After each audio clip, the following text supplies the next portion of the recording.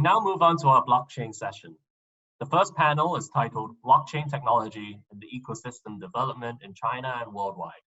And the panel will be moderated by Alan Xin, COO of CoinDesk China. 下一个环节是区块链专场，第一场圆桌讨论是国内和全球区块链技术发展的趋势。有请圆桌主持 CoinDesk 中国的 Alan. The stage is yours, Alan. Hello, everyone. Welcome to our panel discussion today. This is a global satellite event in Beijing of Singapore FinTech Festival 2020, co-hosted by Monetary Authority of Singapore and Roam 360, Jinze Technology. I am Alan Xin, the Chief Operating Officer of CoinDesk China. Many of you may have known CoinDesk already. It is a leading media outlet specialized in blockchain and digital assets. So I'll be the moderator today of our panel. Blockchain is one of the hottest topics in the business world today.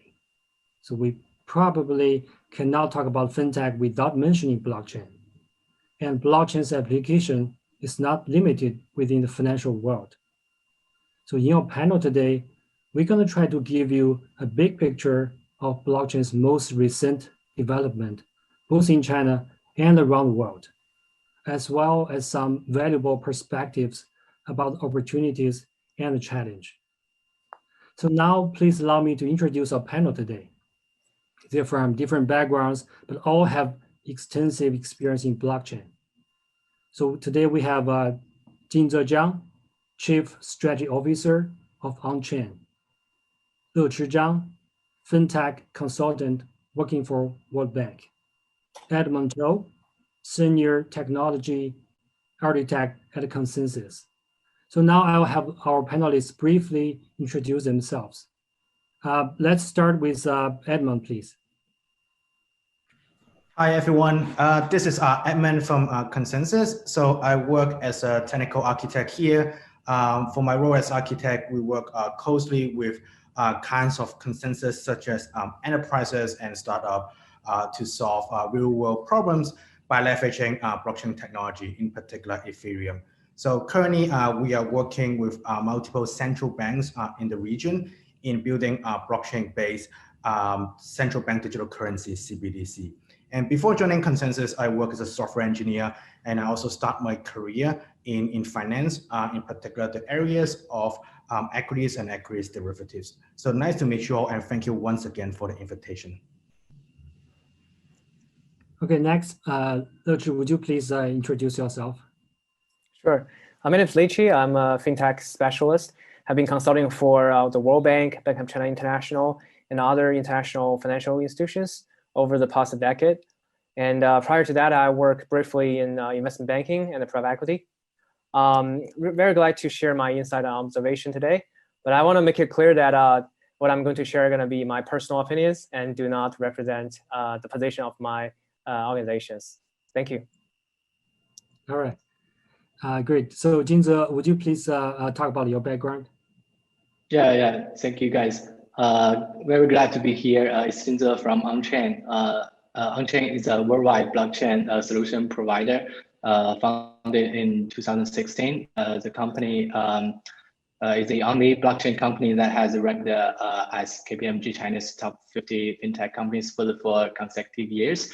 We are now focused on blockchain underlying technologies. Also, we are providing a lot of industry solutions, business operations, and ecosystem formations from Consortium chain to public chain. Before joining Onchain, I was worked as a research head of Binance China Blockchain Institute, and before that, I was a chief editor of the Wall Street CN financial media in China. At the beginning, I was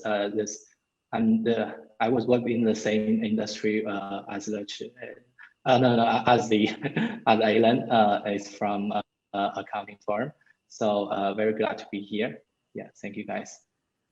All right, thank you. So without further ado, let's start our discussion today. It's December now, right? Why not start with overview of blockchain 2020? So I want to ask Lechi first. So what's the key progress that has been made for blockchain in terms of technology development and application in 2020? Yeah, I think the biggest change is the mainstream adoption. I think we have seen a lot of big players are moving into this space, like Grayscale and others. I think the biggest impetus or biggest innovation here is a regulatory innovation.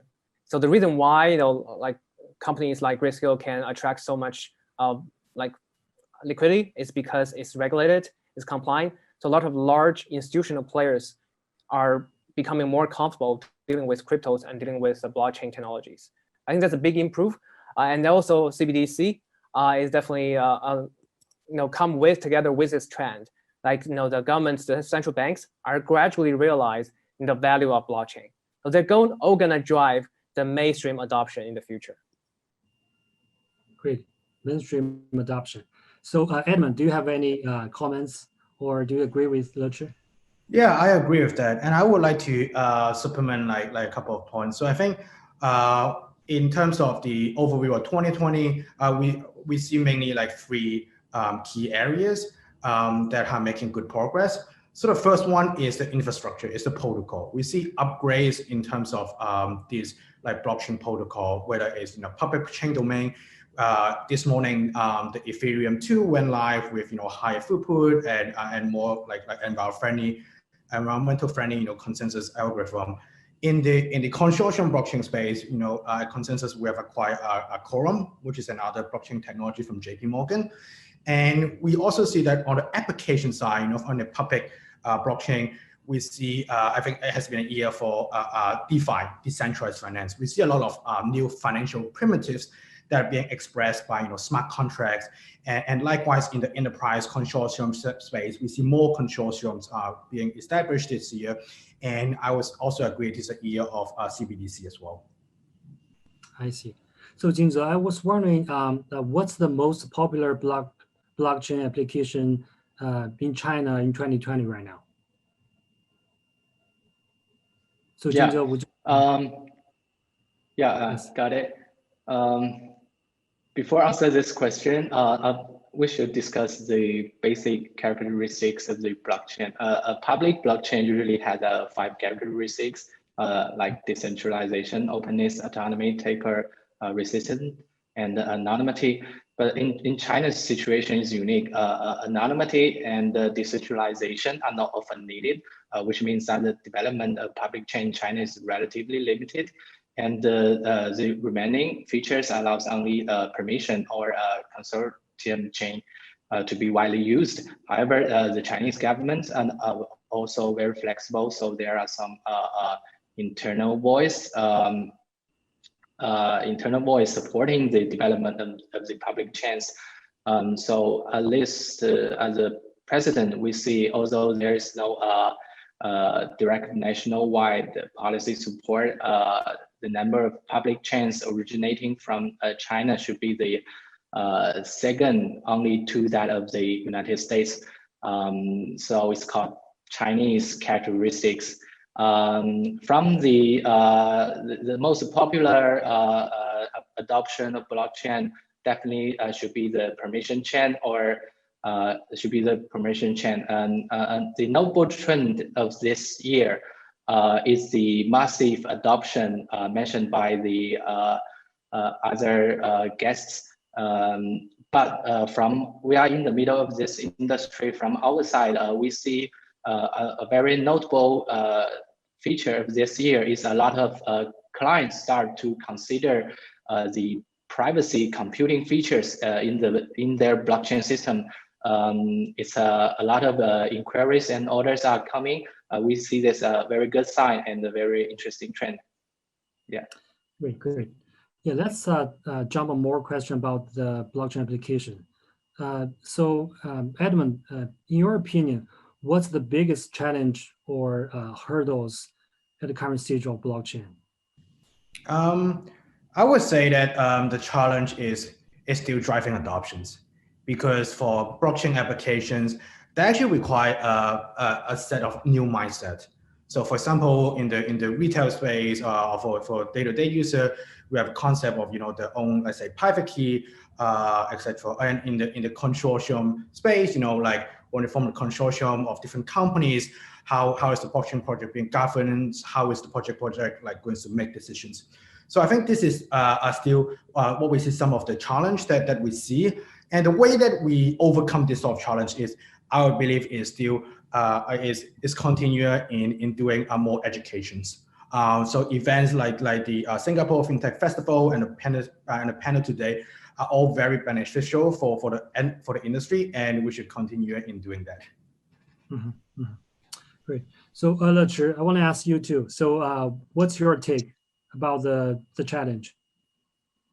Yeah, I definitely echo what Edmund said. The adoption is definitely a barrier. Just because I have been mostly focused on enterprise solution, I can speak to this field. There is a huge gap between what the blockchain communities want to do and what their clients or their client base want to achieve. There is a mismatch basically. And like for example, give you very straightforward cases is the confidentiality. In the traditional public chain, it's hard to keep all the addresses, all the players confidential. You can see the transaction, you can see the addresses, but that's definitely I can see a quote unquote disaster for the financial industry. So basically, in order to accelerate the adoption, you have to make sure you are actually addressing the needs of your clients. So that's something that I think is a barrier. But then we can see, as Edmund said, we are building the bridges. We're building the forums for dialogues. I think that the education part is definitely is accelerated, and it's gonna basically we're building the consensus in this field, and I'm very positive. I'm very optimistic about the future partnership. Great, I see. So we all know that the consortium blockchain and public blockchain are the two main type of blockchain, right? So ConsenSys and Onchain, they all on the different size. So I just wondering, so which would succeed in the near future, in your opinion? So consortium blockchain or the public blockchain? Jinze, do you want to answer first? Yeah. The usage scenario of these two products are very different. One is more personal, the other one is commercial. I think from the perspective of business operation, the ecology of a consortium chain will be more successful in China, at least. The number of the registration of blockchain related enterprise is increasing at a very high speed, with the total number already exceeding 48,000 this year, if I'm not wrong. I have at least, we already have at least tens of billions of dollars assets recorded in the consortium chain in China this year. And it is expected to show exponential growth in the next few years, I think. I see. Okay, so Edmund, maybe you have a different opinion? So when we look at consortium chain and public blockchain, in our humble opinion, we actually believe they will all succeed in their own way. We see, public blockchain, we see new upgrades of protocols, more innovative use cases around DeFi. In the consortium space, we see, more and more projects going into productions and all this. So we think they will succeed in their own way, and we actually are seeing more and more use cases that are taking like a hybrid approach. So we see, there are consortium chain. At some point, they want to leverage a global blockchain network for, a global link settlement. So, what we see is, I think, the consortium and public blockchain, of course, depending on region to region, but we are seeing a trend that that's merging between these two. Oh, interesting. Yeah. So, Lechi, I know you have been providing consulting for many corporates, organizations.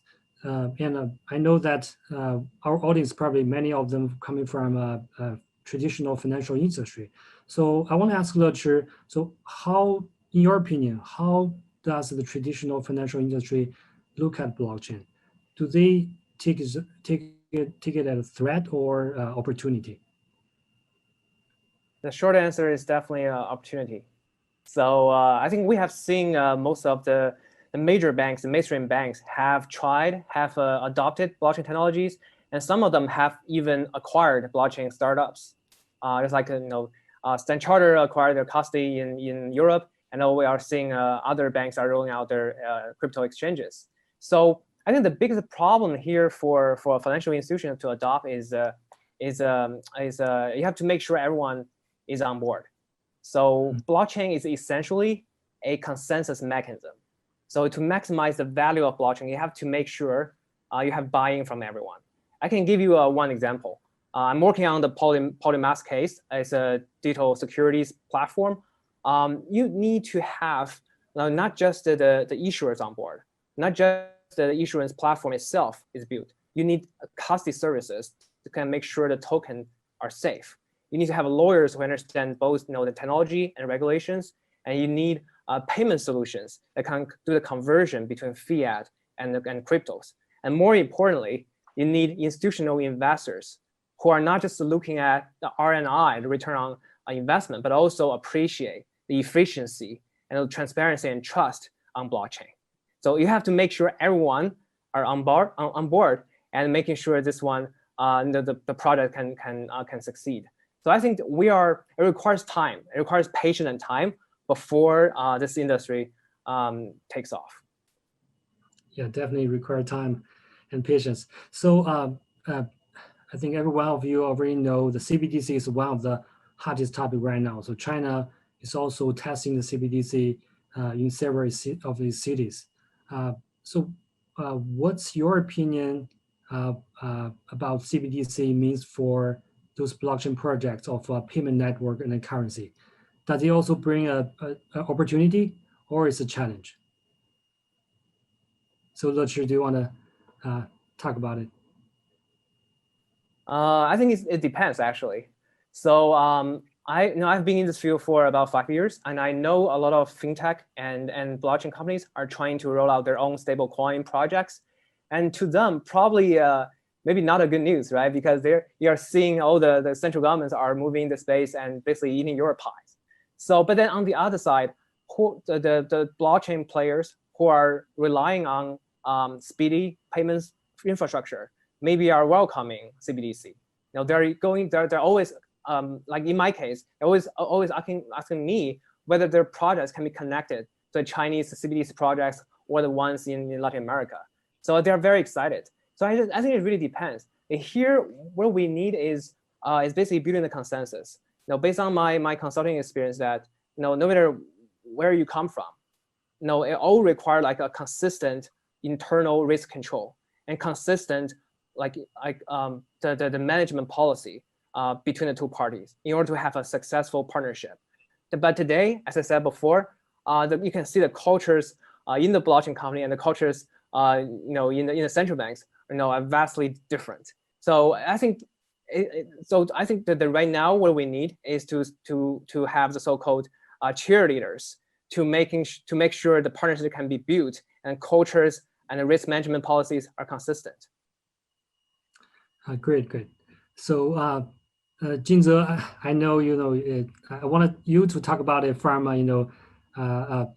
blockchain projects point of view. So from Onchain, from Neo, or the other projects you are working for.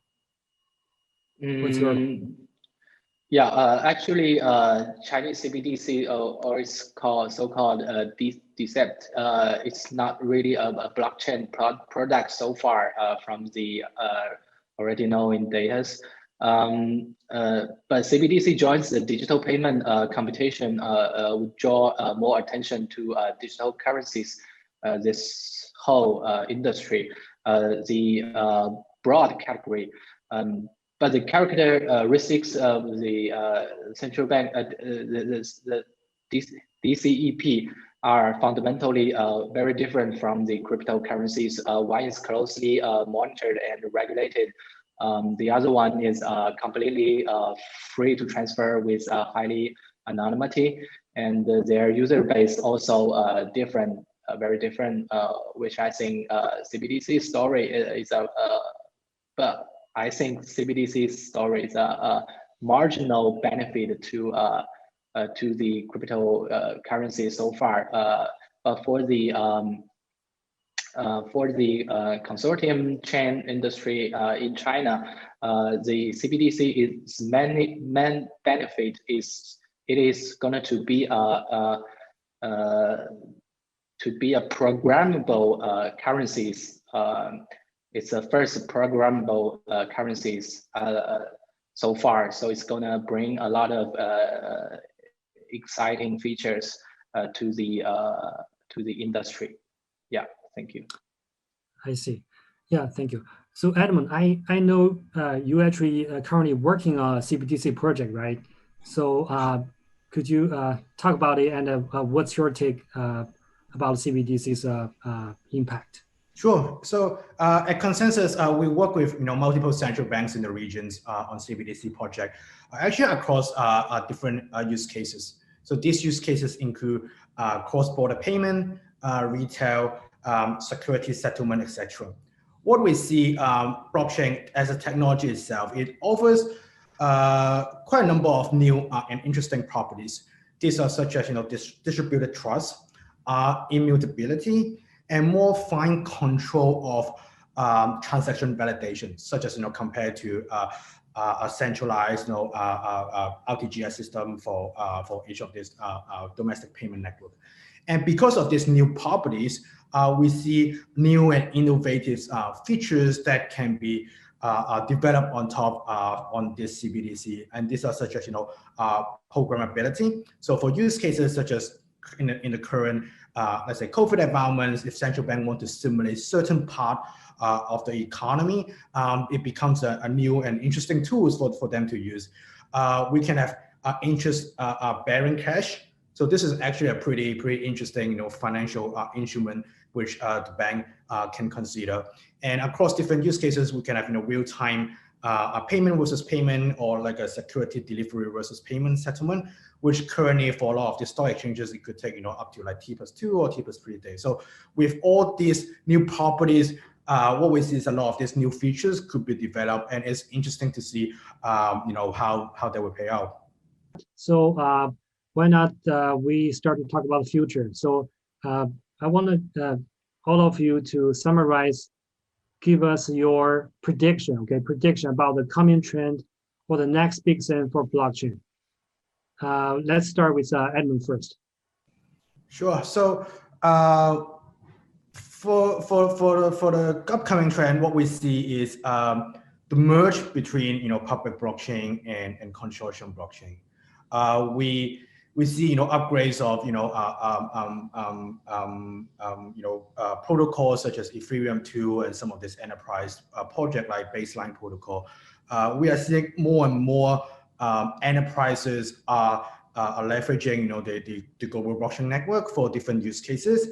And what we see is a consensus or for all these entrepreneurs in the blockchain space. When we develop product, when we develop technologies, very often we are thinking on this product on how easily it can operate in both public and consortium network. Okay, so Lechi, you want to be next? Yeah, so I definitely gonna be future gonna be institutionalized. Just a joint experience in the P2P lending sector. It just started just like Bitcoin, pure peer-to-peer transactions, retail investor, retail players, and then platforms emerged to act like a broker. But then what we're seeing now is most of the liquidity providers in the P2P space, P2P lending space, are institutional like hedge funds or other institutional players. I think the same thing is happening to the blockchain community. So we're going to see more institutional exchanges like OSL, like others in Hong Kong, and also institutional players like Grayscale. And we're also going to see some government and regulator agencies. They're going to move in to support those institutionalization work. Great. So Jinze, what's your prediction? My prediction is real-world assets get on board to the blockchain. Of course, there are two forms. One is simply record and issuing traditional securities on the blockchain. The other is using the IoT devices and the data recorded by multi-parties to generate a trusted data set on the blockchain. The later one is less rely on the centralized credit and is more like a so-called native blockchain asset. Yeah, we are aiming to help companies to create more than $100 million USD in those assets in blockchain ecosystem next year. It's our company's goal. Yeah. All right. Thank you. So I think our time's up. 30 minutes is very short. So today we were able to overview the blockchain development in 2020. Also, we talked about the opportunity and challenge, and then we also talked about this, some regulation impact and the future. Okay. So I would like to thank you all, the audience. Also thank you our speakers. So I hope you enjoy our session today. I'm Alan Xin, CEO of CoinDesk China. Thank you very much. 谢谢 Alan 和所有原作嘉宾。Thank you to Alan and the panelists.